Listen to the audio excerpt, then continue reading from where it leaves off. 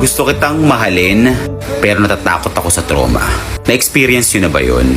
Alam ko merong mga nakaka-experience nito na kahit gusto mo siyang papasukin sa mundo mo, kahit gusto kanyang mahalin, pero nararamdaman niya na pinaparamdam mo sa kanya yung trauma ng nakaraan. Kahit hindi naman niya kasalanan, pero nagiging hadlang to para hindi mapagbigyan ng pagkakataon ang isa't isa na mahalin.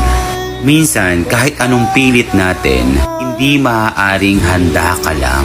Dapat buong buo ka. Dahil dito, magiging kaakibat mo ang paninindigan, respeto sa magiging kasalukuyan, higit sa lahat ang pagpapahalaga sa nararamdaman niya.